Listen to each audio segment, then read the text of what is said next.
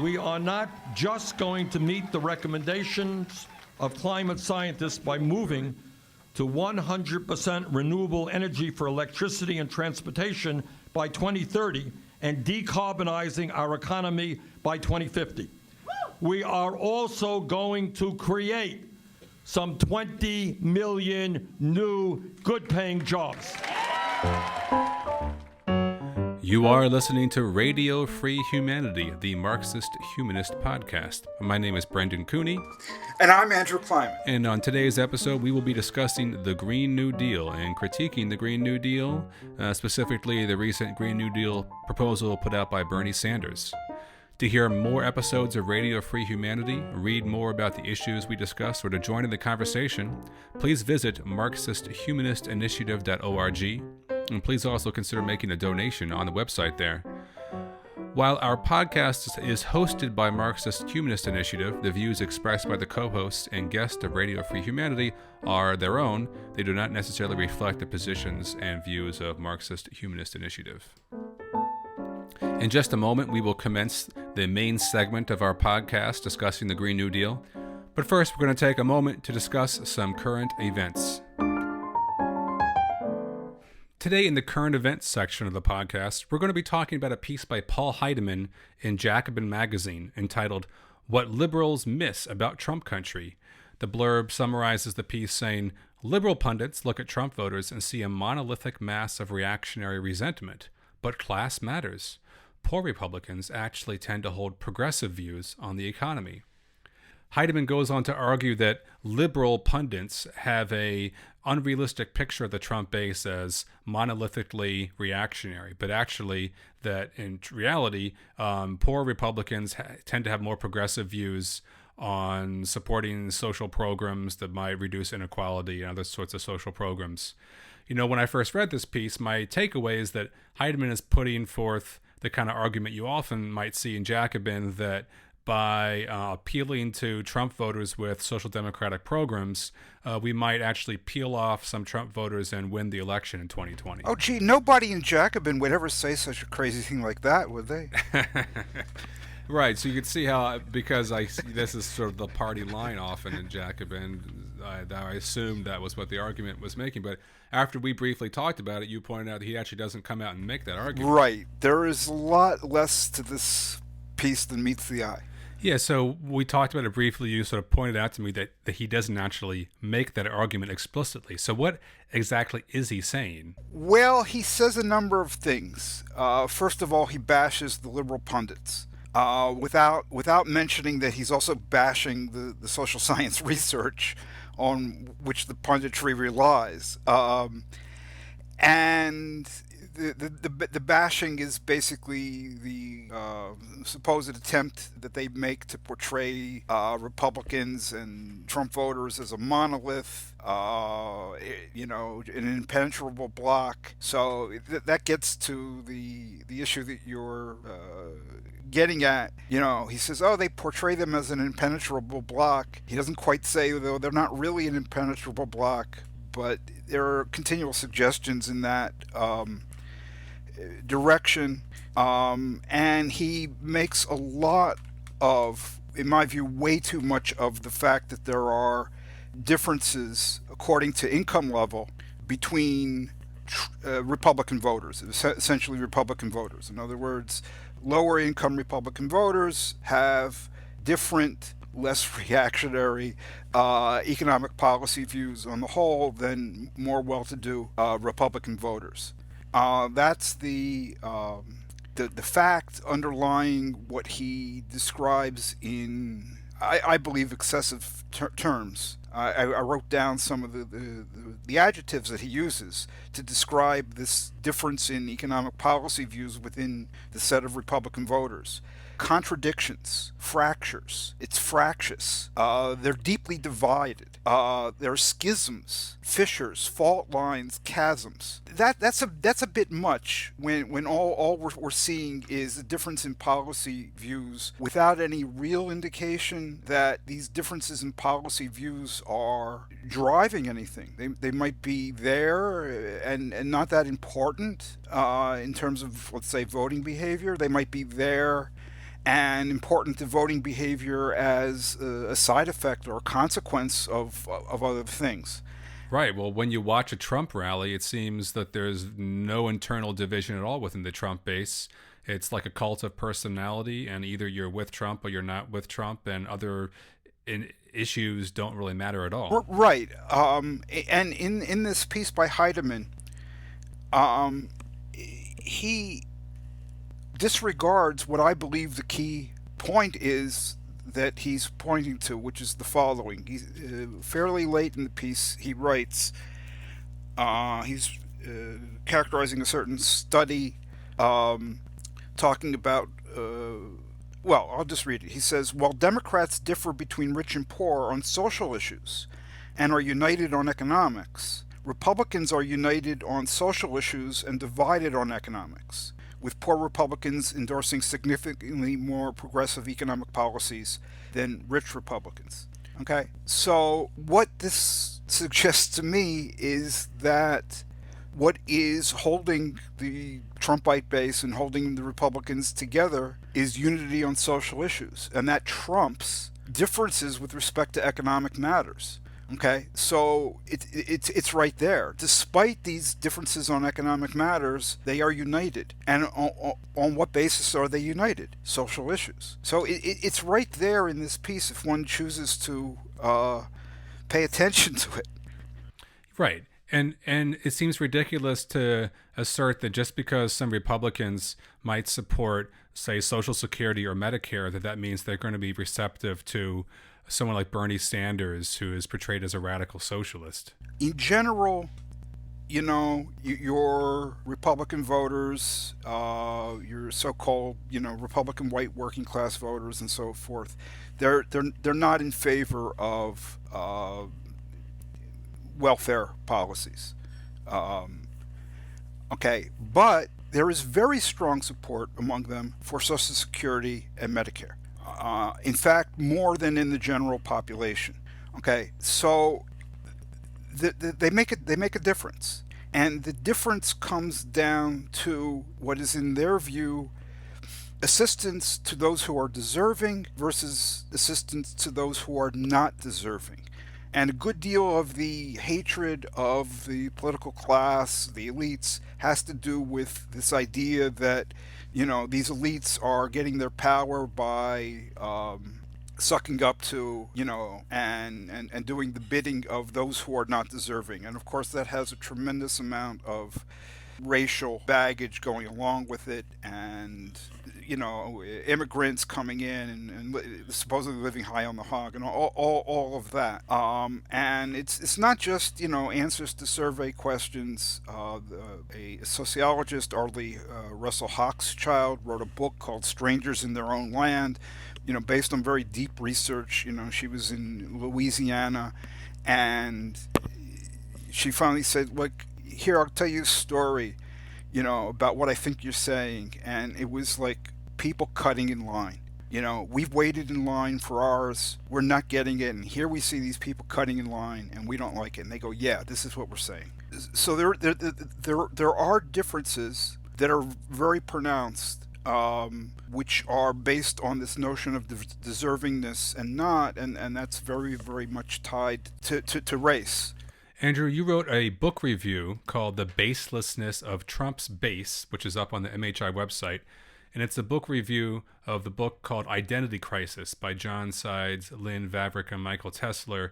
And you talk about an experiment they do that kind of illustrates this concept. This experiment was done in December 2016, so a month after the election.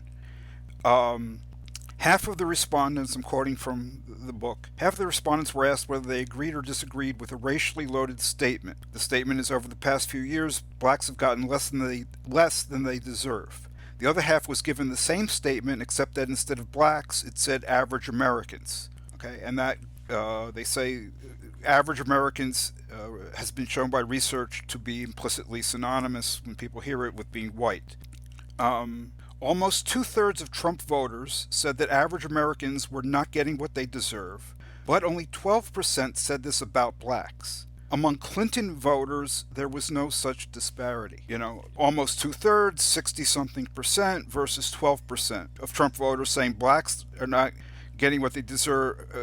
They don't agree that blacks are not getting what they deserve, but they're saying almost 2/3 of them, average Americans, are not getting what they deserve. Among Clinton voters, the share who say average Americans and blacks not getting what they deserve, pretty similar amounts. So there really is a very strong racialized element to this notion of deservingness, and this is the terms in which a lot of people think. But I want to make a comment on another point. We've made it, but I want to make sure that this gets through. In the last section of Heideman's article, he says the homogenization of rural white America in the portraits of liberal observers obscures all of this. Instead, readers are told again and again that nothing can shake Trump voters' faith in him, that racism and xenophobia drive everything about their politics, and that they will happily deprive themselves of opportunity if it means they can deprive others as well. What one is expecting is that he will present some argument, some evidence that it's not that way. Okay? But there isn't a bit of that in this entire article. Okay?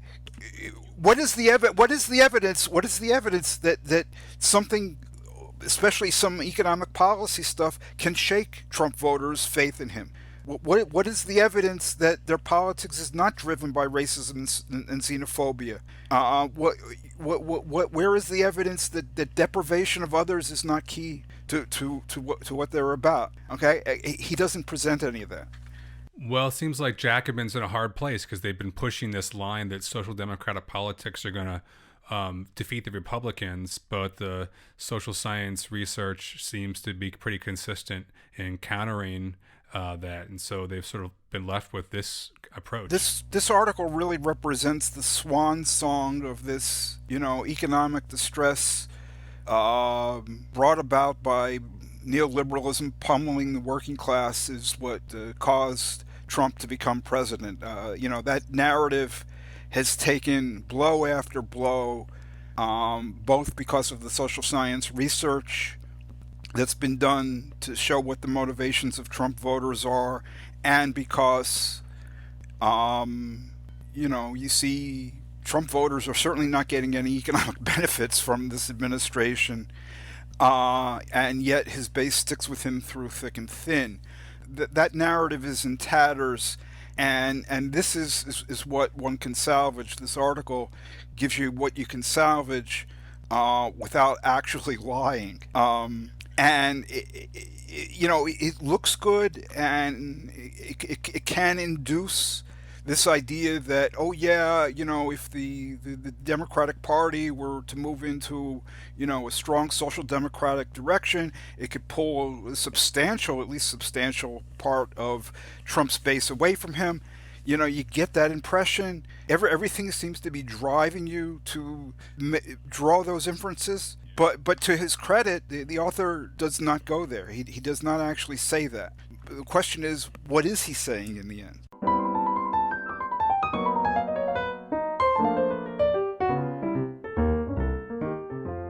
I'm Andrew Kleiman, and today I'll be interviewing Brendan Cooney, co-host, on his recent analysis and critique of the Green New Deal. He's spoken about this in a presentation at this year's Left Forum conference, I think it was the end of June, and he entitled his presentation, More Green, Less New Deal.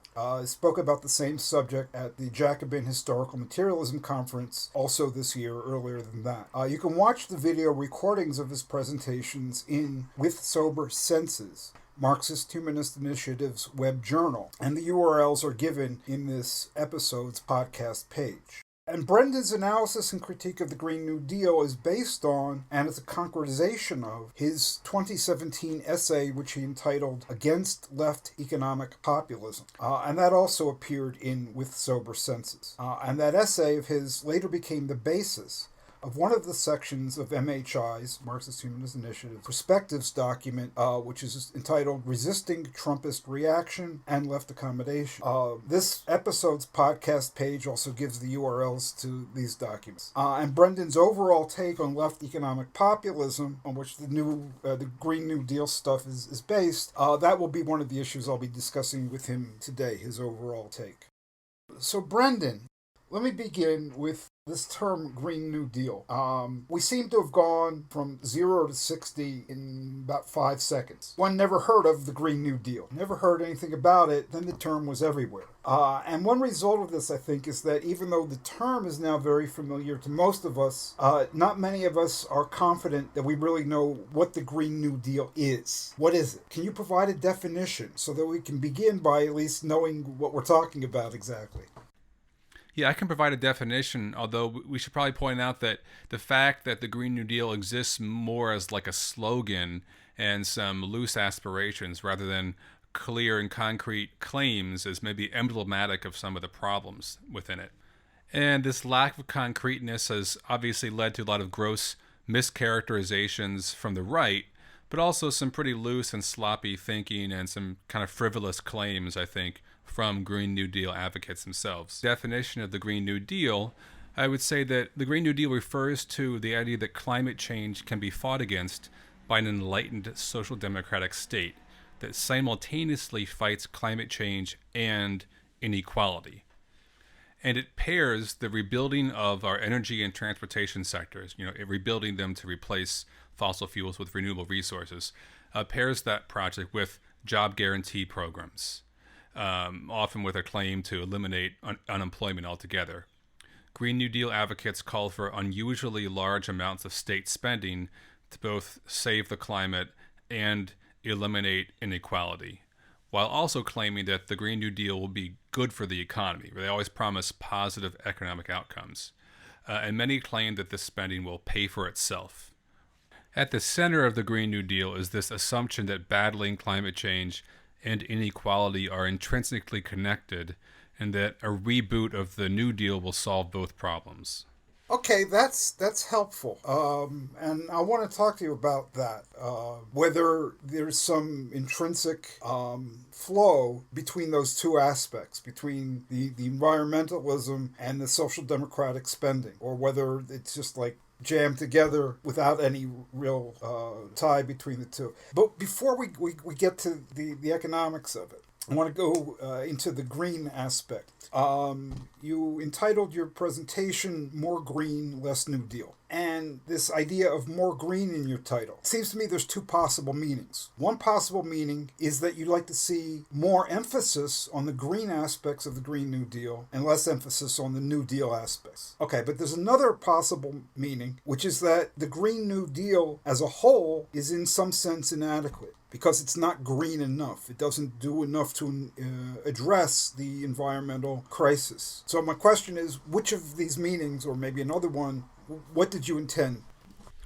Well, I intend, I think, closer to that second definition in the sense that it's not adequately green. But I don't mean that in the sense that the technical changes demanded by Green New Deal proponents are inadequate. For instance, if you look at, say, Bernie Sanders' proposal that he came out with a few weeks ago, I mean, the proposal was not lacking in the technical and scientific demands it makes in terms of how we need to transform our energy infrastructure and transportation infrastructure and aspects like that. In general, when it comes to like science and technology, the Green New Deal people are, pro-science and pro-truth and have a lot of positive ideas. But the real tragic flaw comes in the fact that these demands are attached to this economic populism, which is full of half-truths and logical problems, and it endangers the long-term viability of the green part of the project. If averting climate change is tied to the political promise that in so doing we are creating a new golden era of capitalism in which all of the social contradictions of capitalism have been managed and eliminated through a benevolent state, and these enlightened social democratic politicians, then we're endangering the long-term transformation of the economy by this promise. Because if these populist promises don't work out, if you can't create 20 million new jobs without creating a recession or inflation or something, then the people that bought into this project because of these promises are not going to be willing to still politically sustain their commitment to this transformation. And we know that obviously transforming our energy infrastructure and our consumption habits and whatnot is going to be a long-term project. And I think people need to be invested in that project on its own terms, on the terms of fighting climate change, rather than on the terms of economic populism. Especially because we can see how quickly one president, like Donald Trump, can very easily walk back on years of progress in climate policy. Obviously, there was a lot of inadequacies about Obama-era climate regulations, but Donald Trump, within a few short months or years, was able to completely change course on many fronts.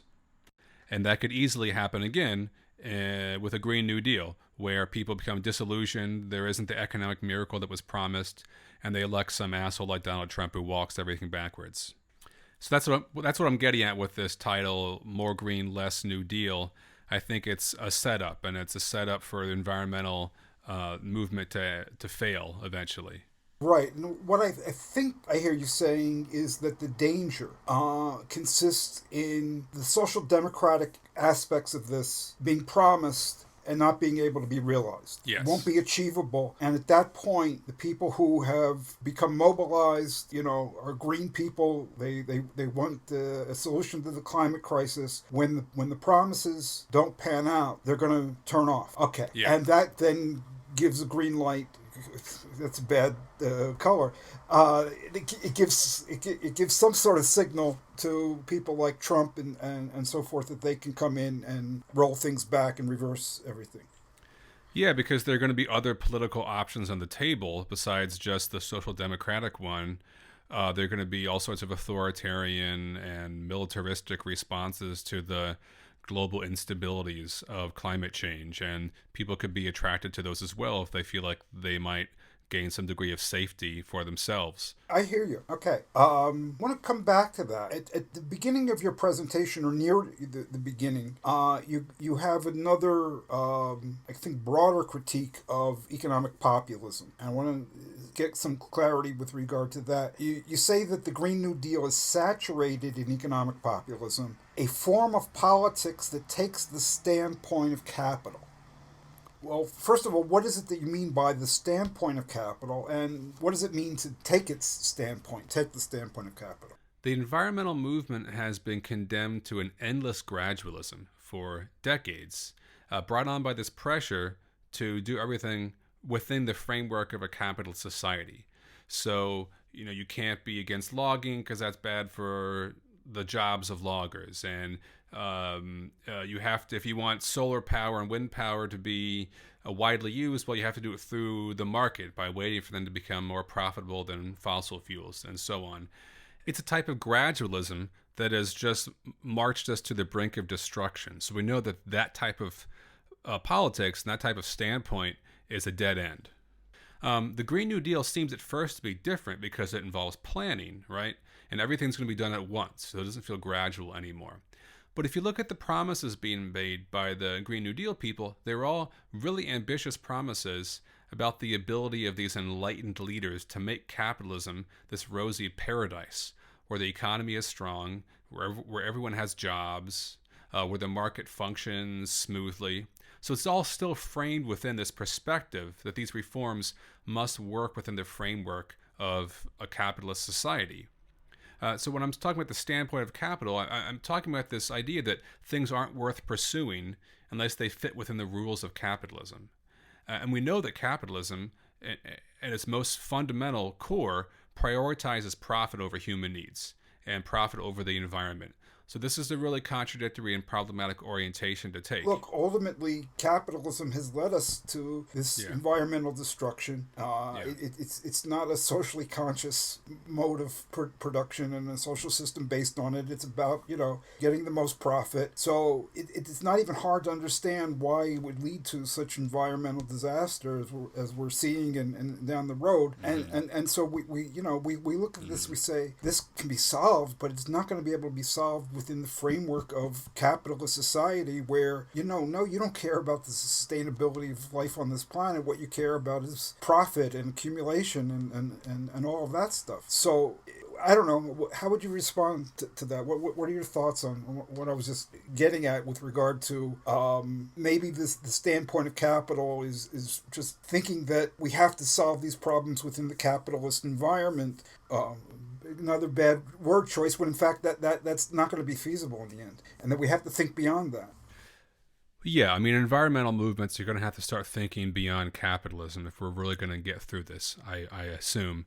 At the same time, I think there was probably a time in my life where I probably would have said, well, we can't solve the ecological issue within capitalist society, so, let's just fight for socialism now, and then we can deal with the environment after we have socialism or something like that. And I think that's a little too simplistic, and it also isn't realistic anymore. We don't have that sort of timeline. We're operating on a timeline where we have maybe 10 years, if we're lucky, before things are irreversible on this planet. So I think right now it's the question about what kind of politics we are pursuing and what kind of language we use and what kind of promises we're making. And environmental demands should have the expectation that they'll achieve environmental results, not that they are going to be part of some program to reform capitalism and somehow make this brutal social system more humane. It makes a lot of sense to me because, to me, socialism, the new society, it's not a thing. It's about a way of life that's conducive to human flourishing, and we can only have that if we have a sustainable environment and move beyond the climate crisis. So the idea of first we have socialism, then we solve the climate crisis. It doesn't even make sense to me. It seems to be really when people would, if they talk like that, what they're really saying is capture political power. But I don't think that a group of people who capture political power are going to provide any solution to anything, because it's not the bad motives of the people in power that are the cause of this. It's the profit orientation and the accumulation orientation of capitalist society that's the root of all of the problems here, our general problems and our environmental problems. And unless people have a solution to that, which has to be green, it's got to be socialist and it's got to be green, and they're one and the same thing, really. Unless they have a solution to that, their political power is at best meaningless.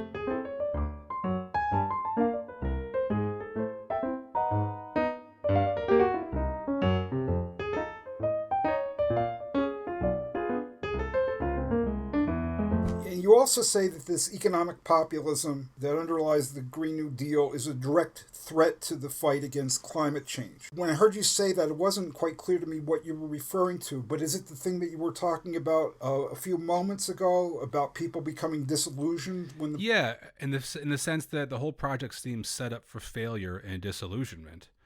But I also mean that it makes the project even harder to start in the first place. I mean, if you took, say, for instance, Bernie Sanders' new Green New Deal plan, and you stripped all of the economic populist elements out of it, all the job guarantees and we're going to spend this and this and this, and you just stripped it down to a green infrastructure and green energy plan, the plan would be significantly cheaper and significantly more politically and economically attainable. If you then took away all of the other sort of economic populist promises that Bernie Sanders has also put forward, like the affordable housing plan and single-payer health care and the free college tuition, you took those things out as well, we'd have a lot more resources and political capital to expend on fighting climate change and figuring out how we're going to avert serious worldwide disaster over the next 10 years. And honestly, I think there's a fair amount of opportunism going on with the Green New Deal stuff, because obviously there's a big global emergency and a lot of people want to do something about it urgently.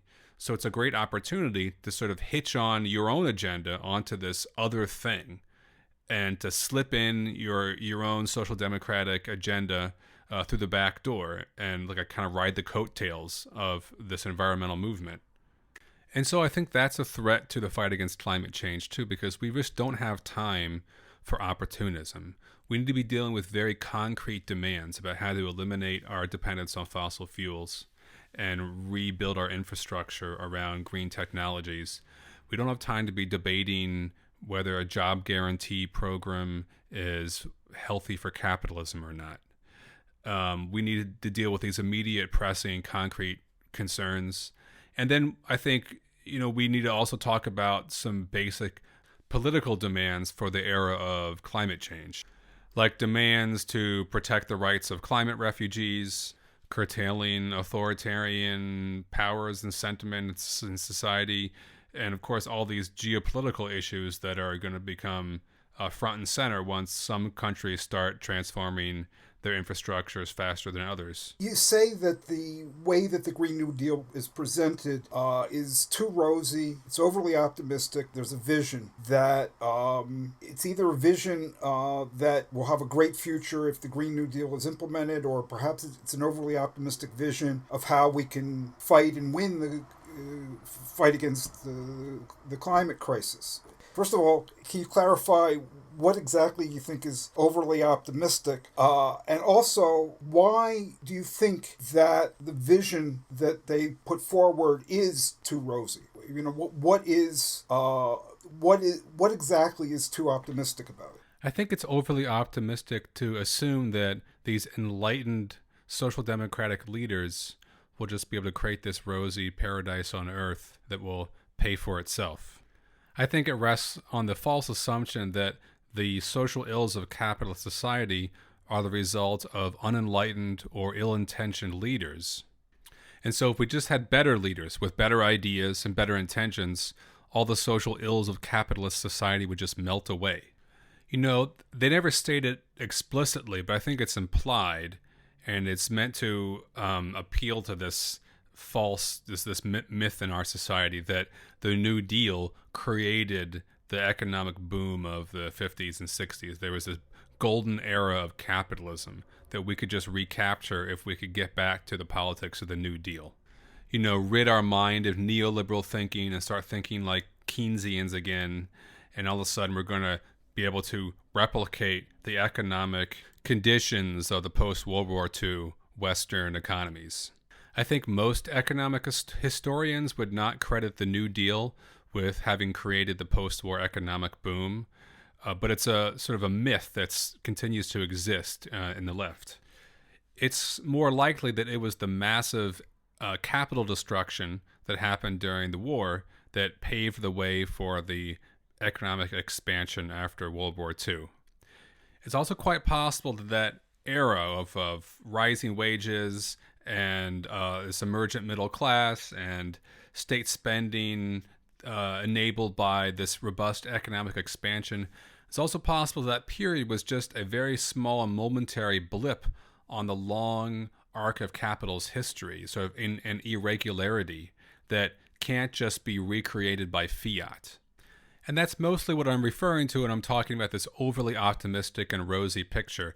Obviously, capitalist states can tax and spend money, and they can go into debt, but there are real limitations to the ability of capitalist states to just create economic conditions by force of will.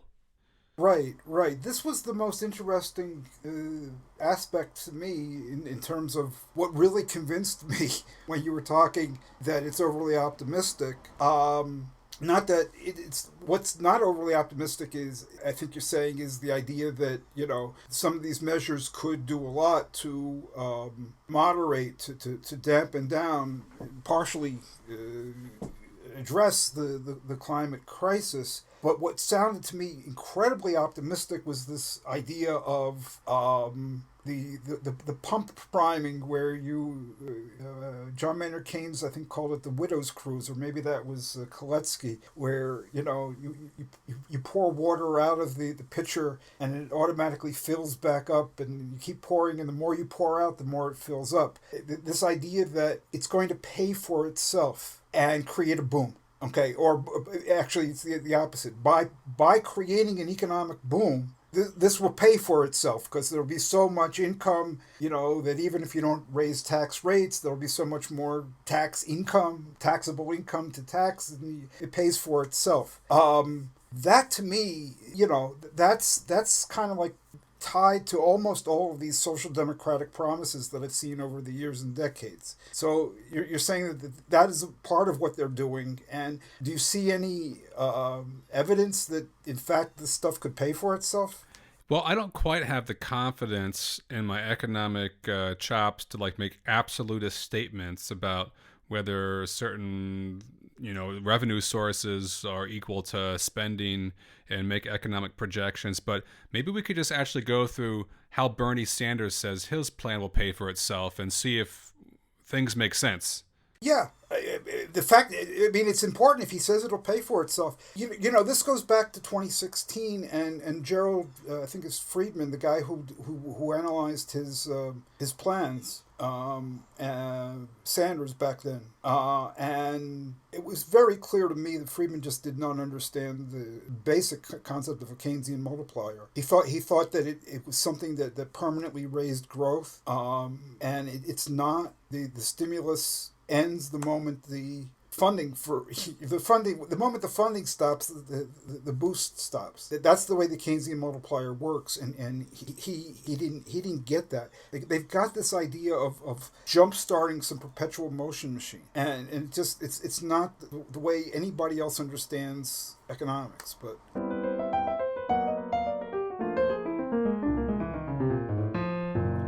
So let's just look at how Sanders says he will pay for his Green New Deal, or how it will pay for itself, and we'll see if this makes sense. Yeah. So this is Bernie Sanders says his Green New Deal will pay for itself in 15 years. Mm-hmm. And keep in mind, it is a $16 trillion spending plan. Okay. And there are 6 categories of revenue sources with which the plan will pay for itself over this time period. Now keep in mind, they're not really itemized and broken down into clear economic projections of where the figures are coming from. So I assume that exists somewhere, but who knows? The first source of revenue is taxes, fees, and litigation against the fossil fuel industry. Yeah. What are the consequences of going after them? How does that get figured in? Well, it doesn't seem to be figured in, but okay. We can probably assume that when you have an oil shortage or a capital strike, it's a serious issue. It's a serious issue politically, and it's a serious issue financially. Yeah. Yeah, I would just think about what happened with OPEC in the 70s. Sure. Another way the plan is going to pay for itself, theoretically, is that there are going to be these regional power marketing authorities, sort of like the Tennessee Valley Authority, I guess. They're going to sell energy wholesale to consumers. They're going to charge for that for 12 years, and after which point the plan claims energy will become virtually free. How's that? I have no idea how energy becomes virtually free. I have no idea. I cannot figure that one out. I thought maybe you might know. I assume the argument is that since we're dealing with renewable resources, that once the grid has been created, then the amount of labor and other costs around energy are going to be a lot lower, and so energy is, quote, virtually free. Obviously, when a resource is free, you have to ration it some way, so there will be, and if it's free to consumers, then it's going to have to be rationed some other way. I don't know. I would like to see what the experts would say here in terms of what is the critical mass needed, to you get to this point where you're significantly lowering overall energy costs. Is there any citation of research or, yeah? No, there aren't very many citations in the Sanders plan. I'd be very curious to see where some of the numbers come from. Some of them might be based on real calculations. Some of them might just be sort of made up assumptions. Okay, well, the next revenue source, by which the plan will, quote, pay for itself, is by reallocating money from the military budget. The U.S. military budget right now is like almost $700 billion. So I'm not quite sure how much he wants to take and how that much of that will take him to his $16 trillion spending plan. Okay, and what kind of trade-off does he figure in terms of lost jobs in the military and military-related industries? Is there any offset for that? That's a good question. I don't remember seeing that in the plan. I know that he talks a lot about offset and job training programs and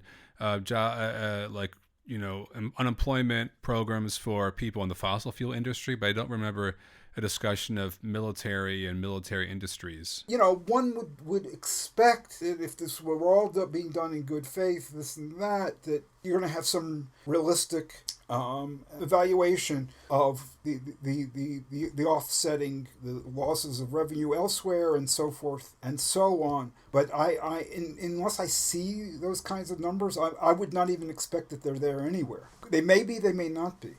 So, here's the next one. This is the one that I can't figure out. Taxed revenue from the 20 million new jobs the government's created.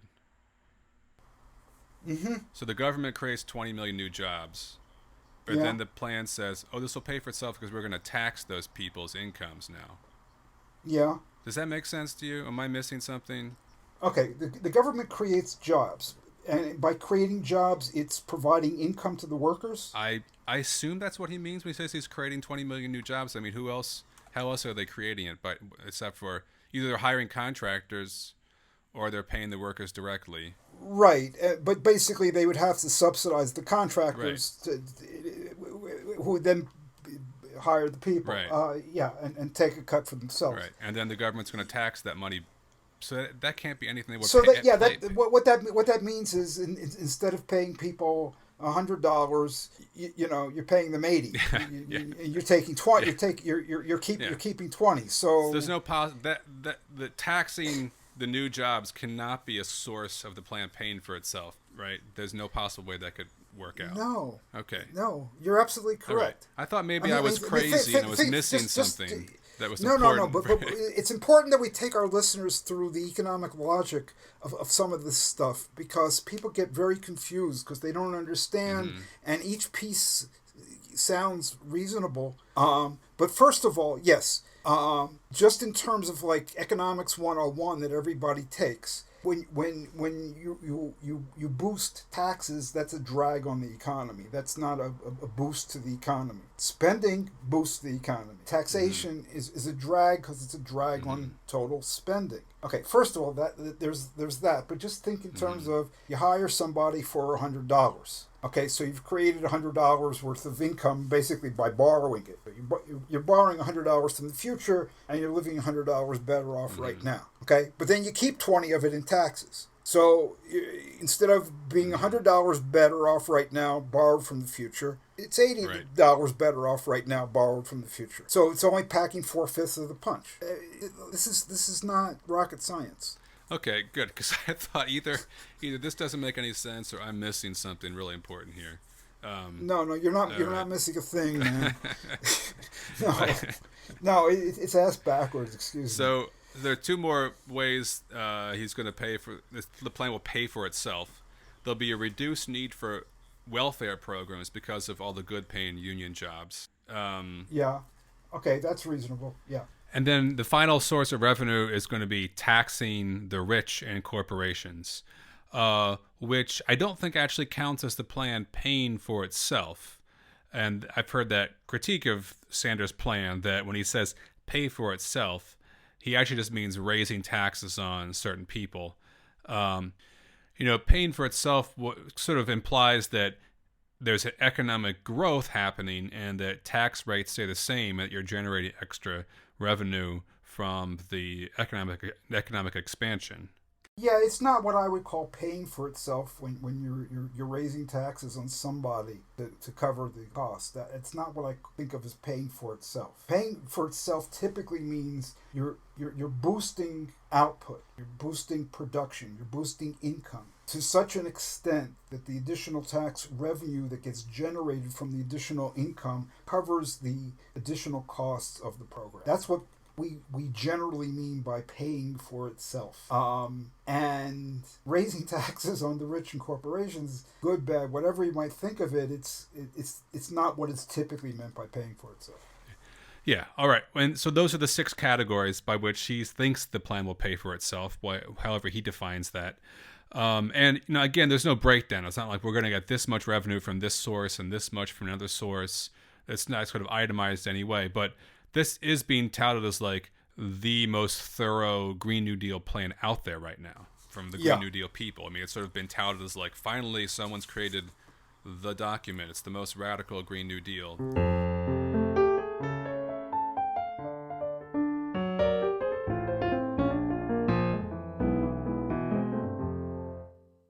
Hello, this is Anne Jacquard, Organizational Secretary of Marxist-Humanist Initiative. Marxist-Humanist Initiative, or MHI, aims to contribute to the transformation of this capitalist world by projecting, developing, and concretizing the philosophy of Karl Marx and its further development in the Marxist humanism articulated by Raya Dunayevskaya. We are not a political party, nor are we trying to lead the masses, whose emancipation must be their own act. But we have seen that spontaneous actions alone are insufficient to usher in a new society. We seek a new unity of philosophy and organization in which mass movements striving for freedom lay hold of Marxist philosophy of revolution and recreate society on its basis. Today's political, economic, and environmental crises present a moment to engage people in discussion of these ideas. MHI is dedicated to the task of proving theoretically that an alternative to capitalism is possible. We are distinguished by our economic analyses, which demonstrate that the only opposite to the current world economic system is its abolition and replacement with one not based on the production of, quote, value. Because capitalism cannot be fundamentally reformed, attempts to reform it lead to an intensification of state capitalism, not socialism. MHI's ideas and actions, as well as our structure and rules, are guided by the interests of working people and freedom movements, of people of color, LGBTQ people, other minorities, youth, and all those around the world who are struggling for self-determination in order to freely develop their own human natures. We have no interests separate and apart from theirs. We intend to practice, as well as espouse, a two-way road between our organization and people outside it as essential to developing a single dialectic in the relationship of theory to practice.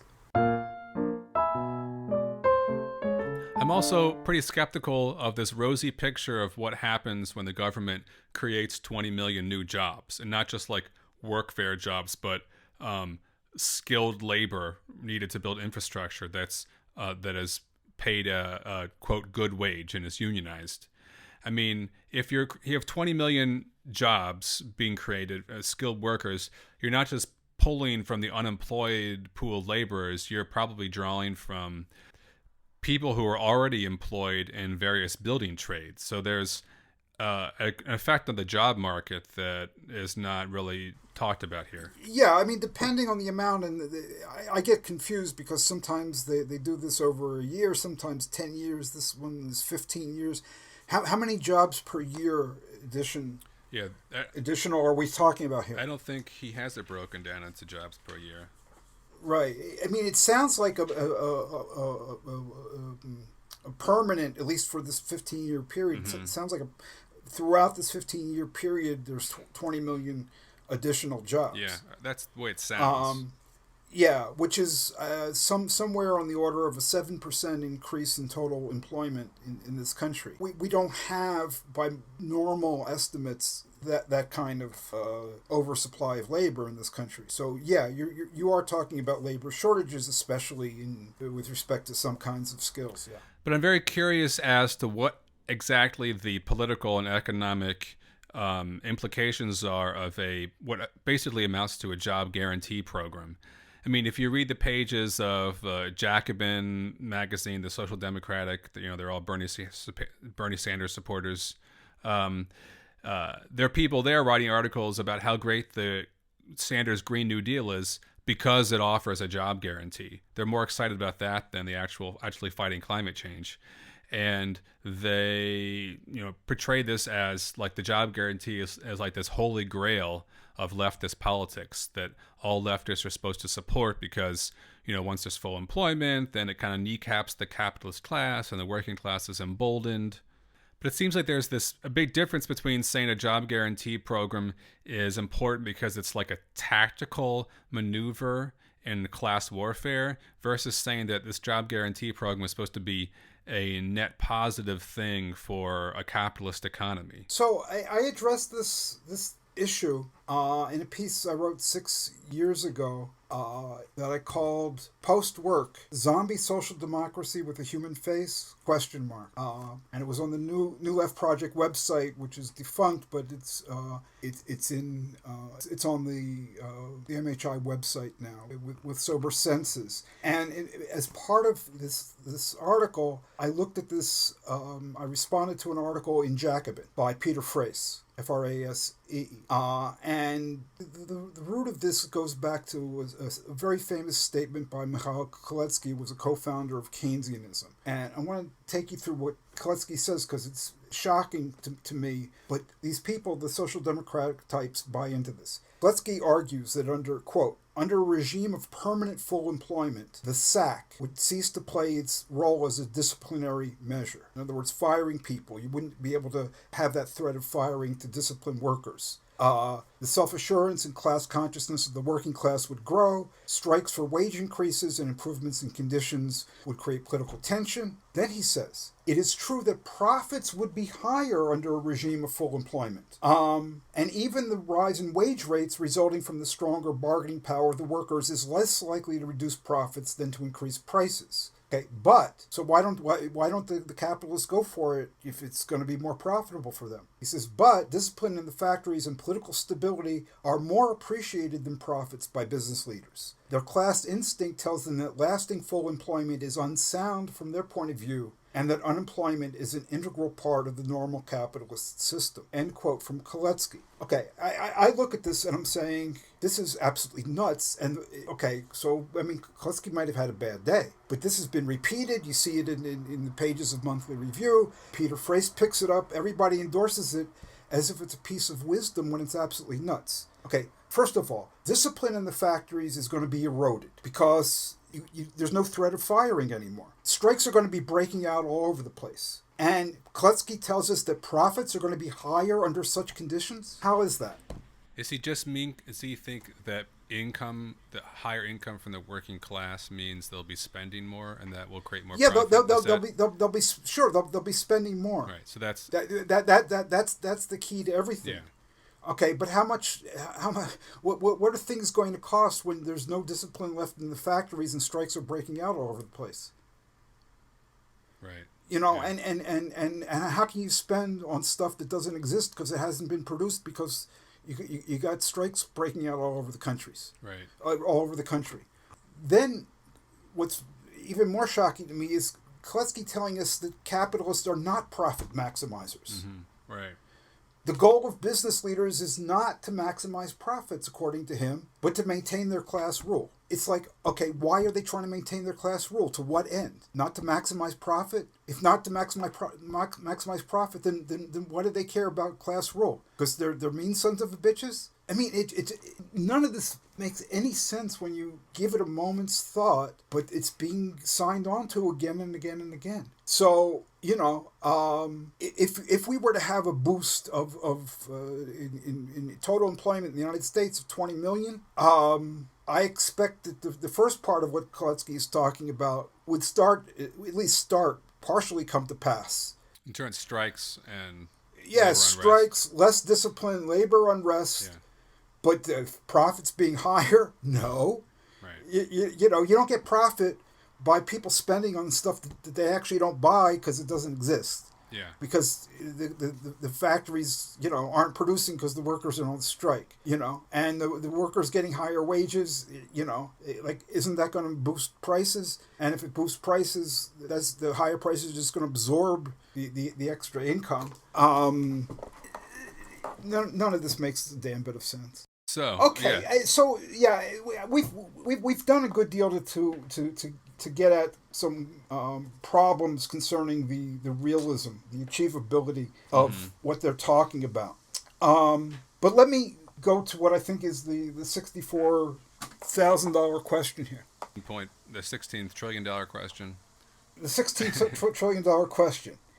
You've got this critique that they're not being realistic. But doesn't it run into the problem that proponents of the Green New Deal, at least a large segment of them, just don't care about whether they're being realistic? You yourself wrote in your 2017 essay against left economic populism, and I'm quoting, "New left populism wins arguments by appealing to popular superstitions and myths and popular discontent with easy answers. It doesn't worry about the difficulty of delivering on its promises, as long as the promises win adherents. Above all else, this is what makes it populism. It is also the trait it has most in common with Trumpism." Okay, so that's your view, and I would basically share it. But given that that's your view, okay, their aim seems to be to win adherents rather than propose solutions to social problems that can be realistically achieved. So if realistic solutions to problems is not the goal of what they're doing, if the real goal is to win adherents, why are you criticizing the lack of realism? Aren't you just missing the point?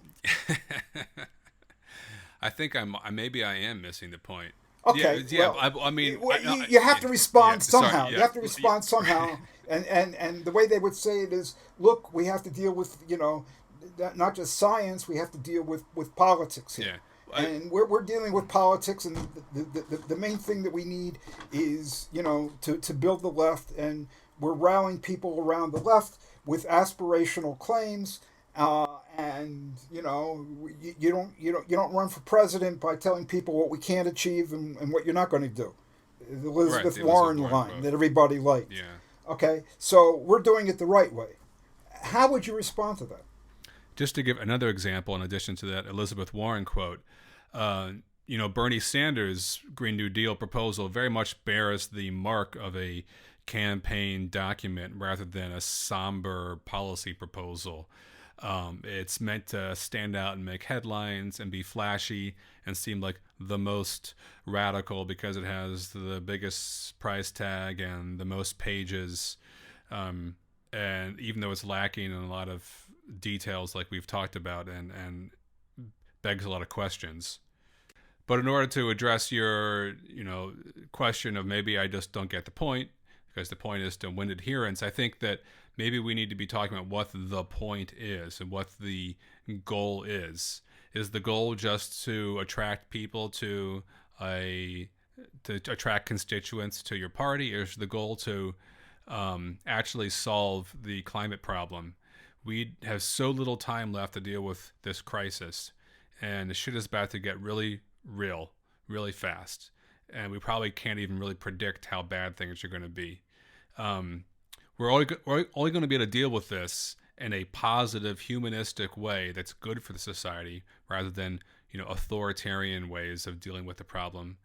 We're only going to be able to do with that if we're really talking concretely and honestly about the stakes and the possible scenarios, rather than being deceitful about the actual claims and promises that are being made. Yeah, I think that's personally, I think that's a very effective response, is You can play your games of, trying to win political power, but the sustainability of human life and other life on this planet is hanging in the balance, and we got real problems to deal with, and empty promises and false promises don't do it. We've got to get real. That to me is very effective. When do they plan to get real? It's like, okay, then once we get into power, then we're actually going to take a sober look at what our actual plan is for fighting climate change once we get into power,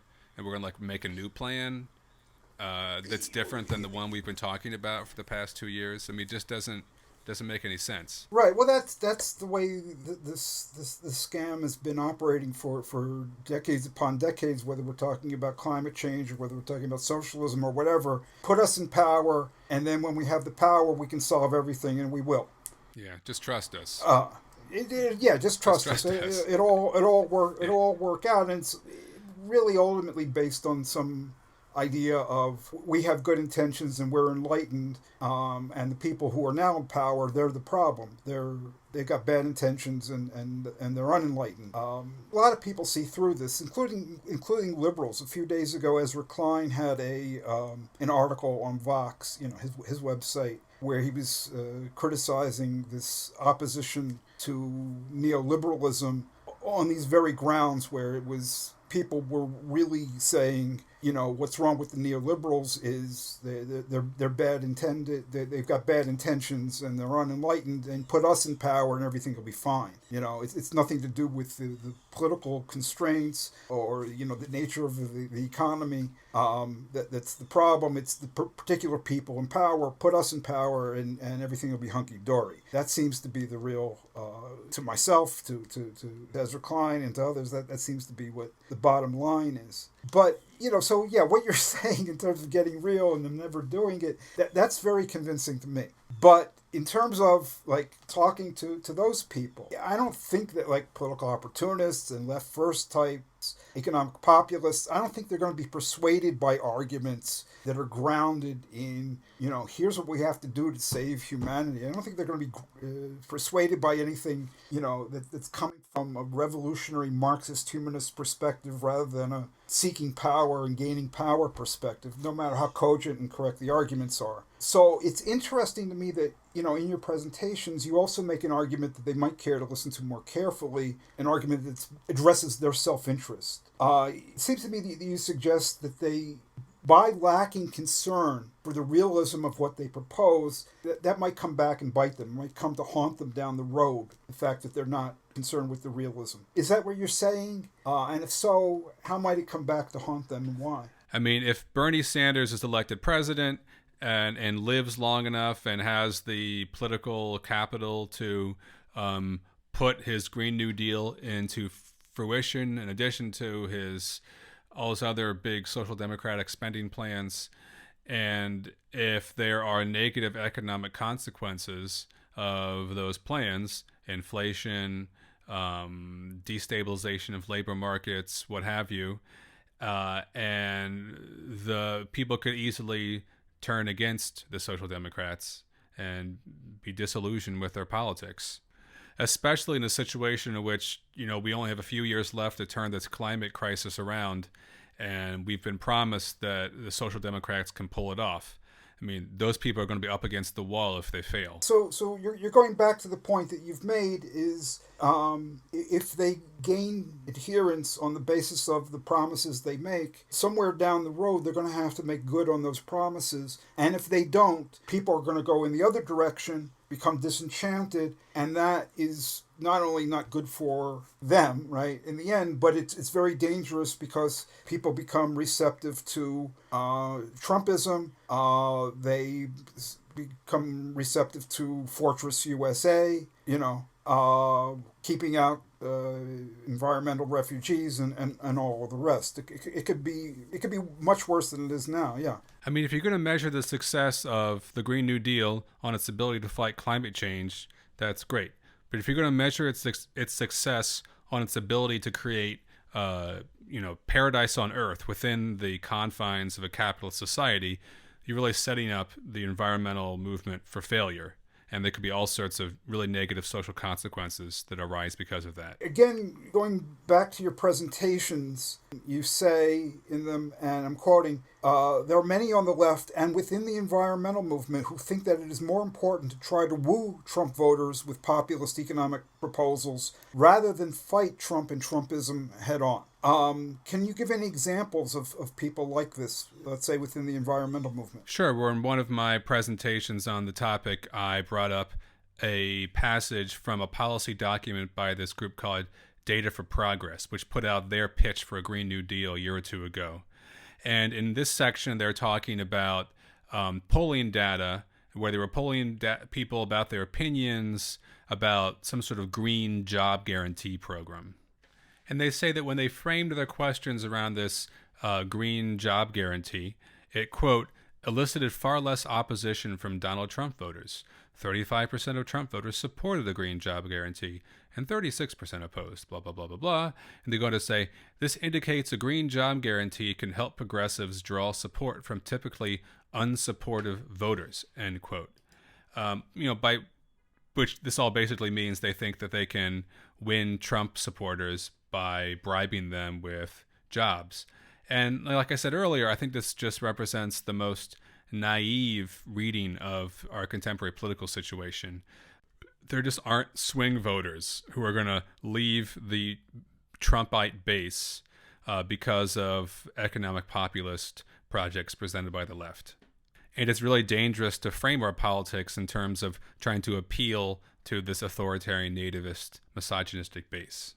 Yeah, I would definitely agree with you. I mean, one thing that we have to grapple with, and, I've been tracking it kind of continually since he's been in office, is his approval rating. And it's never been high, but it never really goes down no matter what he does. Separating the kids from their parents, throwing, paper towels at Puerto Ricans, Muslim ban, saying, I don't know, I believe Putin. I mean, no matter what it is, his supporters are down with that, and it's because he's the white nationalist in chief, and that's what they're going for. I mean, really, the data all seem to indicate that everything, in the air, all the anecdotal evidence seems to point in that direction. And I mean, I agree with you that just trying to pull away people who are attracted to white nationalism away from Trump on the basis of some gimmicky marketing strategy for your social democracy, it's not going to work. What green framing or whatever that Sean McElwee and Data for Progress call it. But how significant do you think this is in terms of the motivation behind the calls for a Green New Deal and people signing on to a Green New Deal? How big of an issue is it that we have to try to relate to Trump's base, and how much is actually just here's how we have to package our social democracy, and how much of it is actual concern for solving the climate crisis? Yeah. There might be equal parts of each. I mean, it's hard to say. Obviously, right after Trump's victory, you saw all this ridiculous pandering to the mythic white working class amongst the left, and this all this soul searching and hand wringing, and now we have to go read like Hillbilly Elegy and like figure out how people think in the Rust Belt. We have to go to that diner in Iowa. Yeah, we have to go back to the diner. We have to go. Yeah, we have to keep hanging out there until we figure out like how they think over there, and figure out how to appeal to their interests and needs. So, and you're hearing that from everywhere, over the place, and that the Democrats have to somehow abandon neoliberalism and then have this kitchen table economics, populist politics that's going to win part of that base back. I think that's definitely part of the thinking. It's hard to know how much that affects the whole picture, because I think there's also just an opening. The Social Democrats had an opening in the political space made by the great, sort of the political ideological fallout of the Great Recession, by the Sanders campaign, by social media, by various factors, and they had an opening and they just ran with it. And this is just how social democrats think about things. Everything has to be about this sort of economic populist package. Right. So it's part of it's like just reflexive or instinctive thinking, in addition to this sort of fetishism of white working class voters.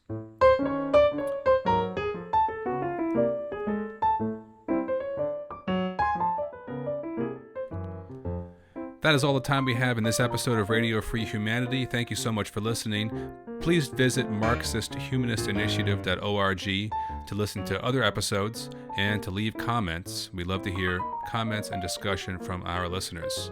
You can also leave a donation for the organization on that page as well.